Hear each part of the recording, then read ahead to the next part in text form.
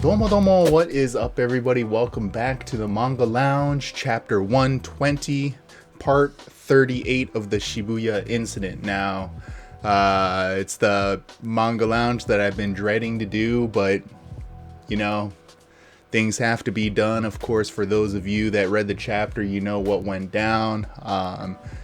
Nanami is one of my absolute favorite characters, if not my favorite, and if I seem a little bit uppity, that's because I've had already a week or so to deal with the loss. I've already gone through the 5 stages of grief, so to speak. I'm already at the acceptance stage, but there's definitely a part of me that when I look at the page, I still get a little bit, sad for sure.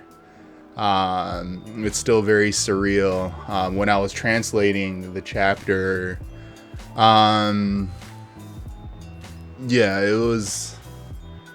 was a very strange experience, and I'm not gonna lie, I was a little, like, I was physically ill translating the chapter. So but I mean, before I kind of ramble on too much without even getting into the chapter, but of course, as always, thank you so much for those of you that come back week after week. You know, I see some familiar faces in the comments, and it's really nice to hear that everyone out there is enjoying the series, and that I'm able to kind of contribute a little bit to your enjoyment of it with these little extra videos here. So thank you very much for spreading that positive juju, not just here, but just kind of in the world in general. You know, it's a lot of stress, a lot of negativity going on right now, and we can definitely use a lot more of that positive juju.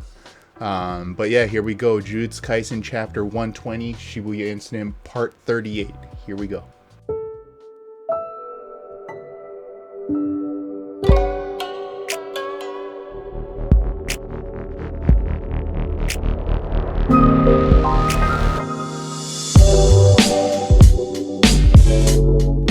Alright, so I think last week's Manga Lounge, I definitely was kind of talking about, you could start feeling the tension in the air, this kind of, that things are kind of still on the downwards, and boy, I hate to say that I was right, but it seems like it's still the case. Of course, Shonen Jump being Shonen Jump, no matter how brutal Jujutsu Kaisen gets, you have to kind of hold on to that hope that things will eventually take a turnaround, right? But certainly this series is taking quite a dive before it goes back up the roller coaster, so to speak, right?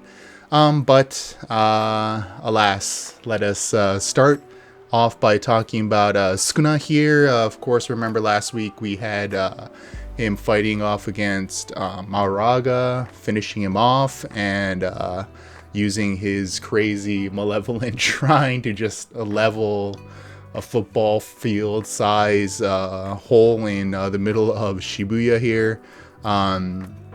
Technically speaking, I think a lot of the other characters should be okay based on their location, like where theoretically Maki and Naobito would be, where Toge would be, for example.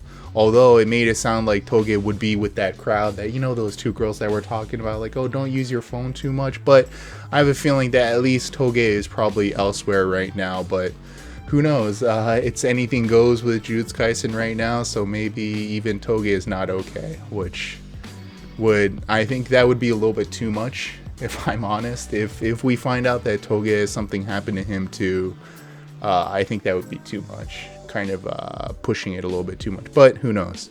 So Sukuna is finally out of time, so to speak, but he's sadistic to the end, and changes back to Yuji right in front of the destruction that he's left. And you know, we get a little look at Haruta here, and of course Yuji just flipping out, everything just kind of rushing to him, and it's just an absolute gruesome, terrible scene here. It's, of course, with Jujutsu Kaisen, it's of course, the way that it kind of separates itself is that it's just brutally realistic. Even later on in the chapter with Nanami and stuff, there's this brutal realism to it. There's a lot of the time there's just no real fanfare and things like that too. There's a little bit of fanfare, but sometimes it's just things just happen just like that. And Yuji, of course, on page 4 here, this on page 4 where we have Yuji crying here.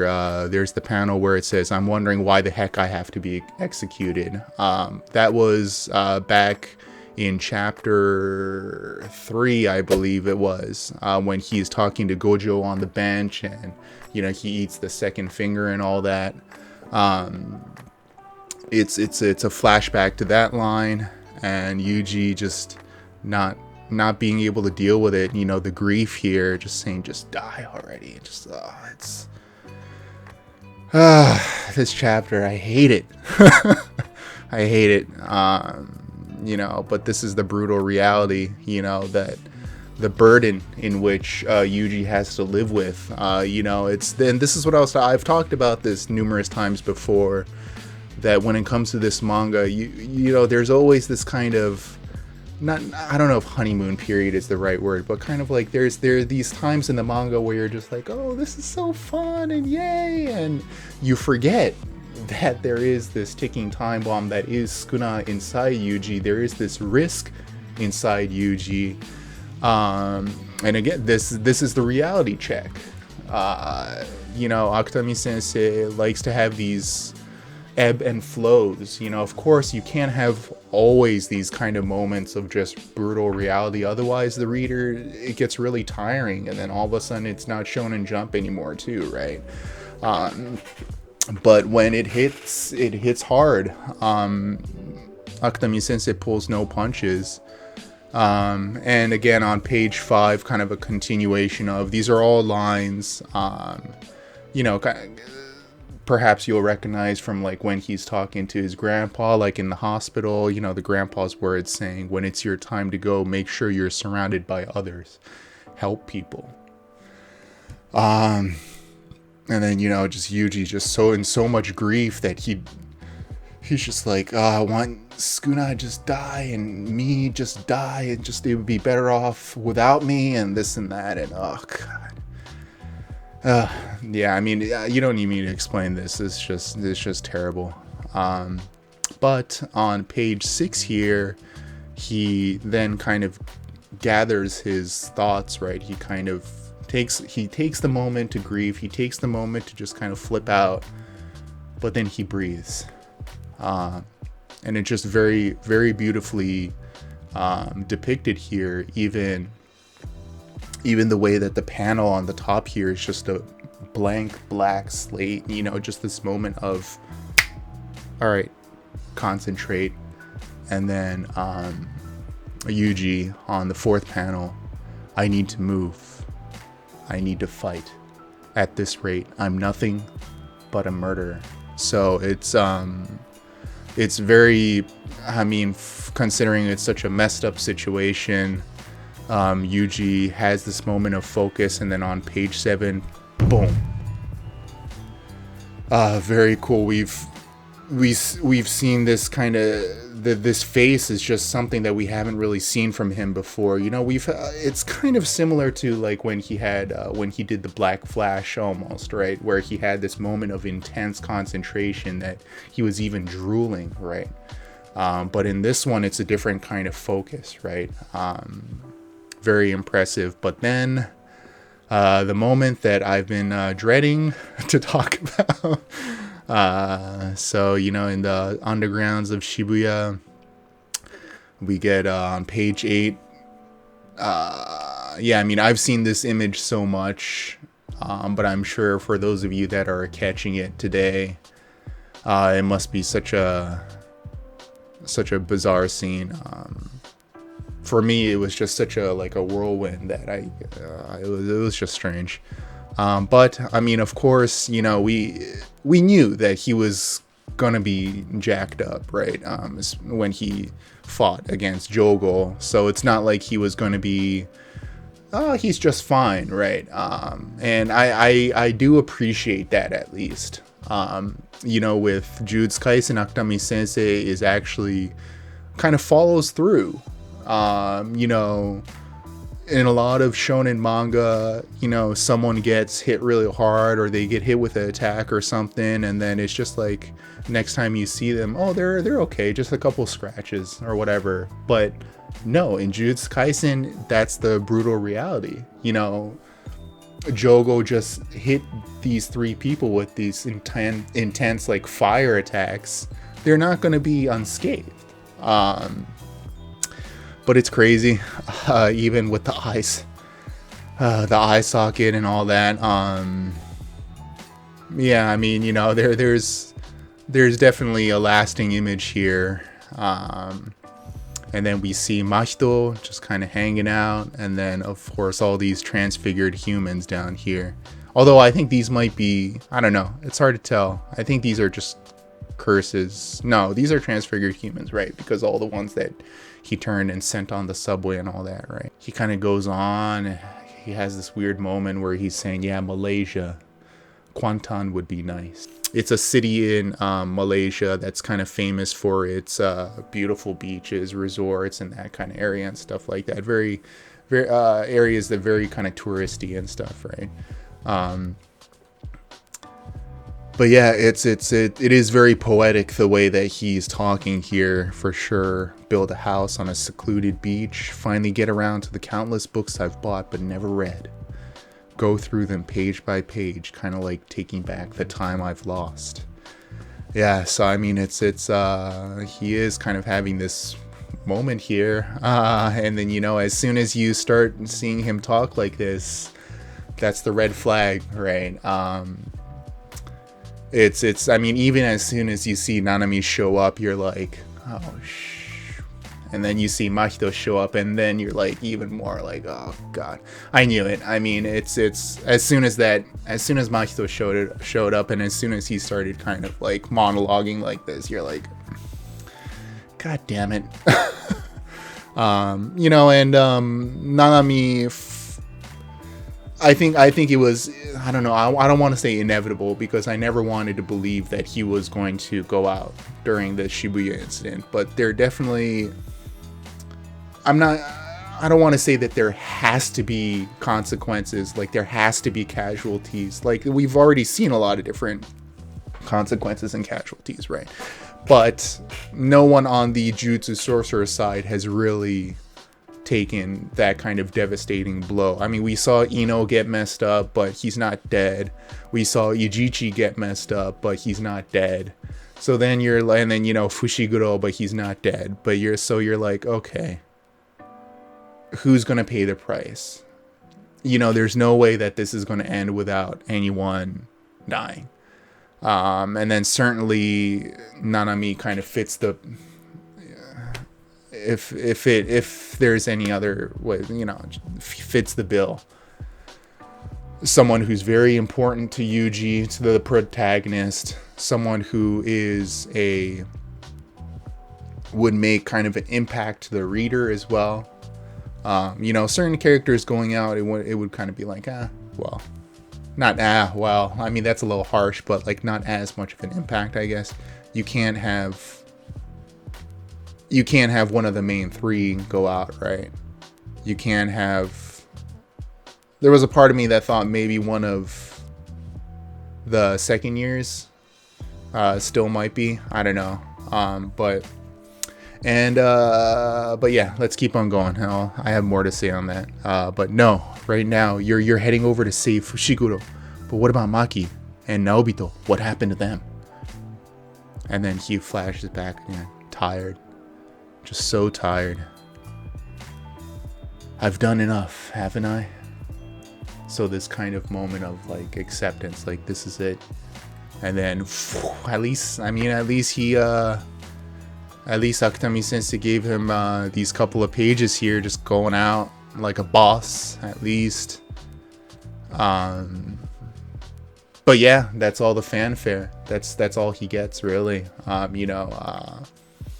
Nothing more. Not like this grand spectacle and grand this and that. It's just very brief. Mahito, boom. Yep. And then Nanami, page 14. I didn't know you were here. Yep. Been here the whole time. So, want to chat? We do go way back after all. Yeah. And then Nanami, this is kind of this is the moment of, right, the flashes of before he goes out. So Haibara, remember Haibara from the flashback arc. Of course, you guys know who he is, right? What the hell was I trying to do anyway? I ran. Even though I ran away, I came back with the vague reason of finding the work worthwhile. Remember, he was working as like a salesman, and he was like completely unhappy, and then he phoned Gojo and came back. But you know, in hindsight, he's like, was it really worth it? And that's what hurts so much, right? Like even now, he's kind of like, did I make a mistake almost? But yeah, then Haibara, you know, or an image of Haibara pointing, and then we see Yuji there, and then of course you're just like, okay, just do it already, god damn it. Nanami's kind of thoughts here on the bottom of page 16. No, Haibara, that's not right. I can't say that to him. It'll just end up becoming a curse for him. So there is a couple of different interpretations here.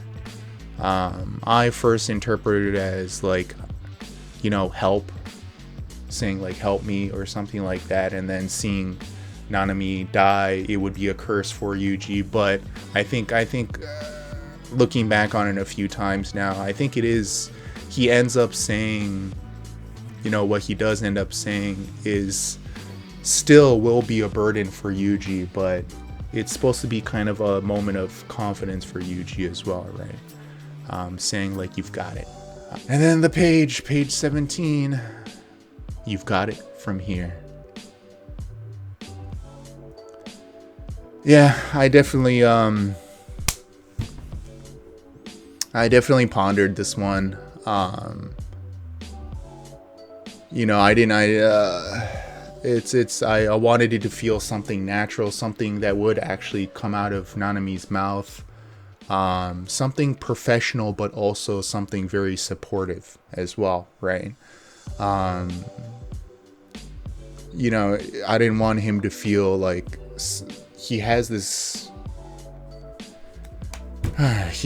beautiful smile on him, and he wants to leave Yuji with that confidence.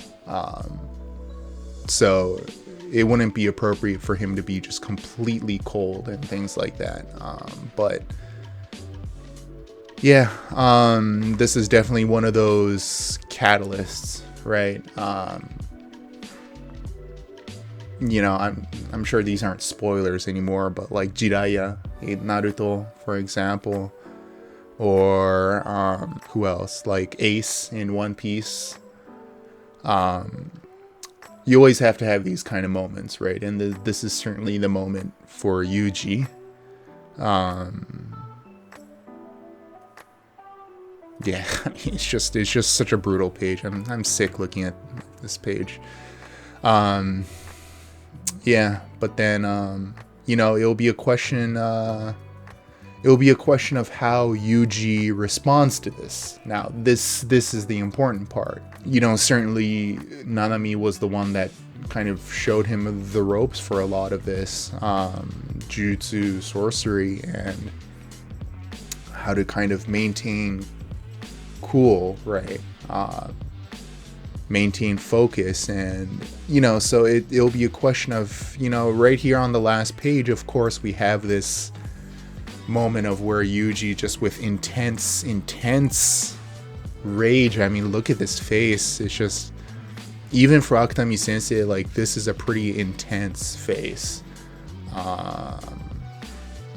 Almost kind of like, almost My Hero Academia-esque, if I'm honest, even with like the nose and how it's constructed. But yeah, but it'll definitely be a question of how Yuji, if next chapter, the chapter after that, however long this lasts with Mahito here, if this kind of moment leads to him being able to say, okay, no, prove to Nanami that you're able to maintain your focus, you're able to maintain your cool, prove to him. But of course, as I mean, it would, I think it is appropriate that he does react this way, at least immediately though, right? It would be strange if he was just like, he just saw it and he was like, okay, don't lose your cool. You know, that would be weird. So I think it is at least appropriate, this reaction. And of course, Mahito with just this sadistic face, he's just ready to go. But yeah, I mean, I could go on and on about Nanami and the legacy and this and that.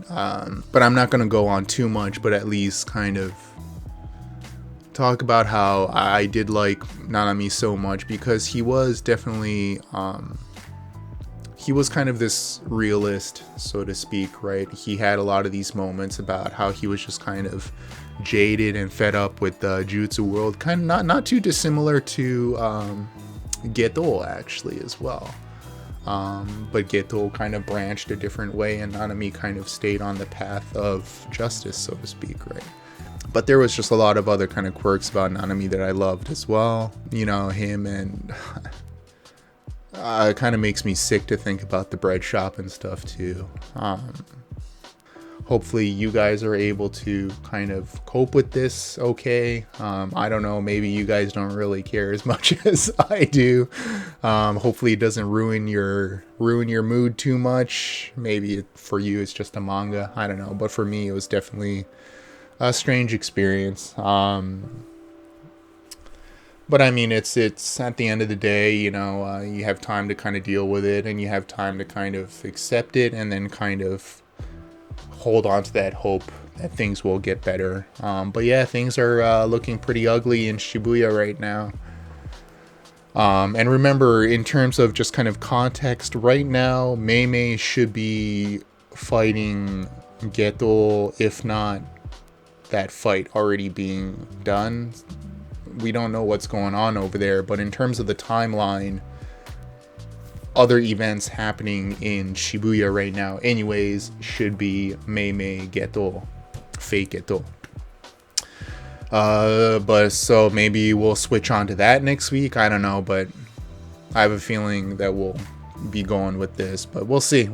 But yeah, that was chapter 120. Hopefully I was able to offer a little bit of insight at least, and hopefully you did enjoy the chapter, if you can really enjoy a chapter like this. But it was the brutal reality. But yeah, hey, cheers to you, alright? Keep spreading that positive juju out there in the world, alright? We need more of it. Alright, you know how we do. Mata yoroshiku. We'll see you next week.